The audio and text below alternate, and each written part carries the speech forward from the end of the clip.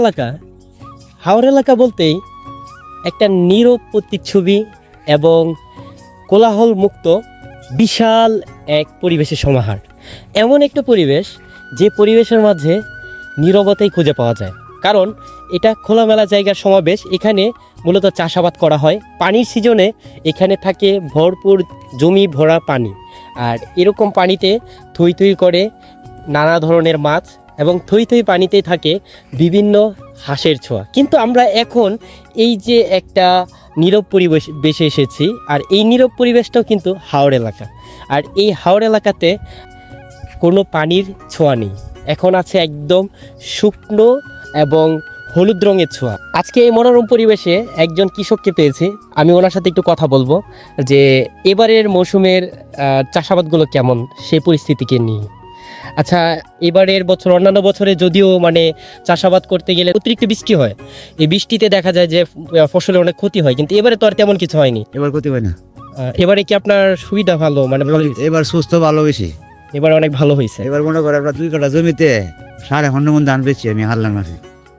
আলহামদুলিল্লাহ, উনি 2 কাঠা জমিতে 15.5 মণ ধান বিক্রি করেছেন। তার মানে এবারের উৎপাদন অনেক বেশি, মানে 28% জায়গা উৎপাদন অনেক ভালো। তাহলে উৎপাদন ভালো, এবার উৎপাদন অনেক ভালো আরো বছর থেকে।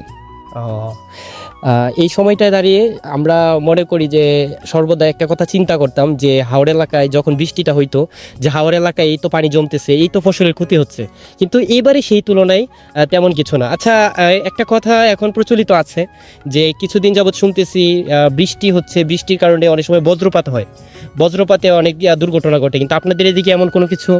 আমরা এদিকে কোনো কিছু হয়েছে না এখন, মানে বিভিন্ন ধরনের উন্নয়ন ফোন থাকে, কিন্তু আমরা কিছু হয় না, আর ওইসব না কইতে পারতাম না।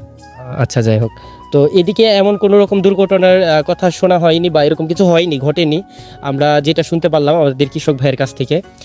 তাহলে অন্যান্য মৌসুম থেকে এবারে আলহামদুলিল্লাহ ভালোই সব কিছু। এবার সব কিছু ফসল ভালো, যাক, বিলের জমি কোন, টানের জমি কোন, কলের জমি কোন, সব কিছু জমি ভালো এবার অবশ্যই। আচ্ছা আচ্ছা, তো শুনতে পারলেন আপনারা, এখন মানে অন্যান্য মৌসুমের চেয়ে এই সময়টায় সব কিছু ভালো।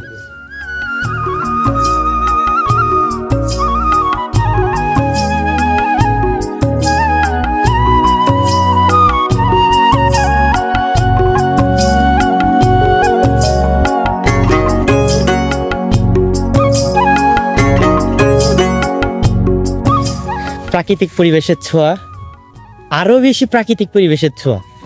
যতই না হাওরের গভীরে যাচ্ছি, ততই যেন পরিবেশটা আরও ভিন্নতা আমাকে সাক্ষী দিচ্ছে। যদিও সূর্যটা মাথার উপরে ঘাম বেয়ে পড়ছে পার্শ্ববর্তী অবস্থায়, কিন্তু সত্যি প্রাকৃতিক মুগ্ধতা আমাকে সর্বদাই মুগ্ধ করে তুলেছে। এমনই প্রাকৃতিক মুগ্ধতা এই পরিবেশ। আপনারা যদি একটা ভাল লক্ষ্য করেন যে জায়গাটা কথা, তাহলে বুঝেন এই সোনালি আঁশগুলো, অর্থাৎ আমি ধানকে সোনালি আঁশ বলতেছি, যদিও পাটকে বলা হয়। এই যে সোনালি শস্য, এই সোনালি শস্য আমাদের জন্য যে কতটা উপকারী, আমরা সেটার মূল্য দিতে জানি না। আমরা পারি না সেই মানুষগুলোর শ্রমের মূল্য দিতে। সাধারণত একটা কৃষক যখন নিজে এত কষ্ট করে ফসলটা ফলিয়ে সেই ধানগুলো নিজে ব্যবস্থাপনা করে, তা প্রসেস করে সেটাকে যখন চালে রূপান্তর করায়, তখন কিছু মধ্যস্থ পর্যায়ে কিছু ধাতব শয়তান আছে যারা সেই চালের দাম অনেক বাড়িয়ে দেয়। কিন্তু আসলে কৃষকে কি পর্যাপ্ত মূল্য পাচ্ছে? কখনোই কিন্তু না। সাধারণত কৃষক পর্যাপ্ত মূল্য পায় না, কিন্তু আমরা মনে করি যে আমরা এত টাকা দিতেছি, নিশ্চয়ই এত টাকা দিয়ে চাল কিনতেছি, নিশ্চয়ই মনে হয় ওনার কৃষকরা মনে হয় অনেক বেশি টাকা পাচ্ছে, সেই টাকাটা কৃষকদের হাতে যাচ্ছে। আসলে কিন্তু তা না, কৃষকদের হাতে এই পরিমাণ টাকা কখনোই যায় না।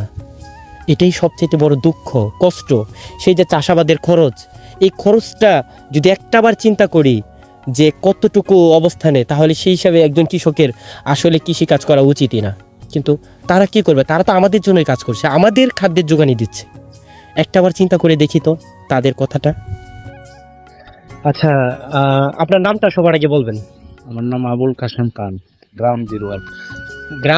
গ্রাম জিরোয়াল, থানা নেকলি, জেলা কিশোরগঞ্জ। আচ্ছা, কিশোরগঞ্জের একজন কৃষক। আর উনি এই আপনার তো নিশ্চয়ই এই জমিটা আপনার? জি জি, এটা আপনার জমি। আচ্ছা, তো এখানে আপনার যেহেতু এখানে কত কাঠা জমি আপনার একটু বলবেন? এখানে আপনার 4-5 খানি জমি আছে, এর মধ্যে নিজেই চাষাবাদ করতেছি। অনেক আপনার কষ্ট করে করতেছি। আপনার যে সময় যেই চাষ করা লাগে এই চাষ করি জমিতে, যেন যেন নষ্ট না হয়ে যায়, এটাই আমাদের সার্থক আর কি। যে মেশিন দিয়ে তো কাজটা করছেন, এটা কিভাবে দিচ্ছেন? মানে ওনাদের কি একটা খরচ তো দিতে হয়েছে, কিভাবে? ওনাদেরকে আপনার যে কাঠার আপনার কাঠটা ফালায়াতে যাইব করা আপনার এটা আপনার আমরা একটা নিকেতে 3,000 টাকা দেওয়া হয়। 3,000 টাকা দেওয়া হয়। আচ্ছা, মূলত কথা হচ্ছে এই যে এই আপনার এবারের বছর অন্যান্য বছরের তুলনায় ধানের উৎপাদন কেমন, বেশি না কম? অন্যান্য বছরের চেয়ে উৎপাদন আপনার একটু বেশি বেশি দেখা যাচ্ছে আর কি এই বছর। আচ্ছা, তো এবারে উৎপাদন অনেক ভালো এবং আপনারা মানে মোটামুটি শান্তিতে ইয়া করতে পারছেন, ধানগুলো কাটতে পারছেন। জি জি, আমরা মোটামুটি আপনার এই ধানগুলা আপনার খুব আরামায়েশি নিতেছি। আপনার রৌদ্র আপনার এই বৃষ্টিপাত তেমন হয় না, রৌদ্র আছে মোটামুটি, গরমও নয় ঠান্ডাও নয়, মানে কৃষক মোটামুটি আপনার আরামে আয়াসের মধ্যে নিতেছে আর কি, আমরা নিতেছি। সবথেকে ভালো লাগলো এই কথাটা শুনে দর্শক, যে এই সময়ে অন্যান্য বছরের তুলনায় ধানের উৎপাদন অনেক ভালো। আর সেটা আসলে আপনাদের জন্য অনেক ভালো লাভজনক ব্যাপার। অনেক সময় তো আপনারা ক্ষতির সম্মুখীন হয়েছেন, তাই না? জি জি, আমরা এই যে আপনার জমির মধ্যে যে দুসাথে আপনার এই যে হিজা মরার ধানের হিজা মরার দুসাথে তো আপনার অনেক ক্ষতিগ্রস্ত হয়েছি। তখন এটা আমরা তো সাধারণ কৃষক, আমরা কোথায় গিয়ে বলবো, বলার তো জায়গা নাই। আমরা সবাই তো আর উপরে যাইতে পারে না, যারা যাইতে পারে তারা ওই আপনার এটা লাভটা নিতে পারে, কিন্তু আমরা তো কোনো জনে পাই, কোনো জনে পাই না। আসলে এটা খুবই দুঃখজনক। চাষাবাদের ক্ষেত্রে এই যে শ্রম, এই যে খরচ, কিন্তু দেখা যায় এক সময় অধিক বৃষ্টি হয়, বৃষ্টির কারণে সেই ফসলটা নষ্ট হয়, কিন্তু সেটার ক্ষতিপূরণ সহজে পাওয়া যায় না। কিন্তু ধান বিক্রির সময় আপনারা ঠিকই স্বল্প দামে বিক্রি করতেছেন, যারা বিশেষ করে পাইকার আছেন তাদের কাছে, মধ্যস্থ ব্যবসায়ী যারা, কিন্তু আপনারা তাদের কাছ থেকে সম্ভবত ন্যায্য মূল্য পাচ্ছেন না, তাই তো? জি জি, আমরা তাদের কাছ থেকে আপনার এই ন্যায্য মূল্য পাই নাই। আপনার যদি ধানের বাজার থাকে 1100-1200 টাকা, তখন আমরা যে এখান থেকে নিয়ে 900 টাকা, 850 টাকা, তখন তো আমরা তো এই কি করাম না, আমরা প্রয়োজন মেটানোর জন্য আমরা এইভাবেই আমরা ধান সস্তা বিক্রি করতে হচ্ছে আর কি। সত্যি এটা খুবই দুঃখজনক, এটাও অনেক দুঃখজনক বিষয় যে এত স্বল্প দামে ধান ওনারা বিক্রি করেন আর সেই ধানটা চড়া দামে বিক্রি হয় বাজারে।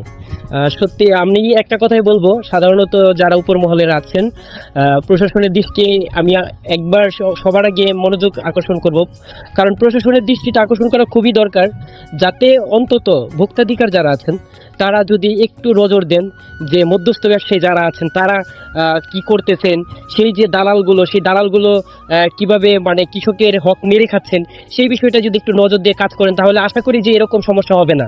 আর আমাদের কৃষক ভাইয়েরাও পর্যাপ্ত শ্রমের মূল্য পাবেন।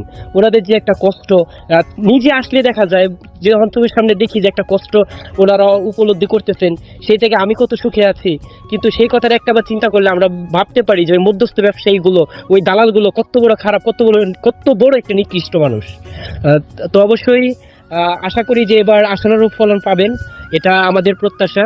আর এটাও আমাদের প্রার্থনা, যে দোয়া করি বিধাতার কাছে যেন তিনি সর্বদা আপনাদের উপরে সহায় হন। আর অবশ্যই এভাবেই কাজ করে যাবেন, একসময় সফলতা আসবে। হ্যাঁ ঠিক আছে, আপনার আমরা কৃষকের কাজ করি বলে তো আপনার একজনের রিজুক ছজনে খাই, কিন্তু আপনার যে আমরা যে কৃষকরা কাজ করি, আমরা সারা বাংলাদেশে সকলের তো আর কৃষি কাজ করে না। যারা আপনার কৃষি কাজ করে তারার উপরে তো আপনার এই খাদ্য নির্ভর করা যায়, কিন্তু তাই আপনাদের কাছে অনুরোধ, কৃষকরা যেন সঠিক মূল্য পায়, এটাই আপনাদের কাছে আপনার ধন্যবাদ রইল আর কি। অসংখ্য ধন্যবাদ।